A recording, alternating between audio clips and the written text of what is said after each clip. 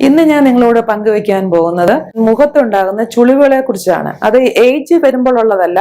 ഒരു 20-25 വയസ്സിലുള്ള കുറച്ച് പേർക്കെങ്കിലും ഈ കണ്ണിന്റെ സൈഡിലായിട്ടും ലാഫ് ലൈൻസും ഒക്കെ കാണാറുണ്ട്.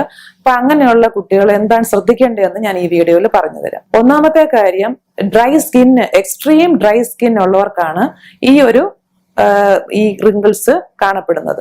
അപ്പൊ അങ്ങനെയുള്ളവരുടെ ഏറ്റവും പ്രധാനപ്പെട്ട ഒരു കാര്യം, നമ്മൾ ധാരാളം വെള്ളം കുടിക്കണം. പിന്നെ നമ്മൾ daily dry fruits, dry nuts ഒക്കെ ഉൾപ്പെടുത്തണം.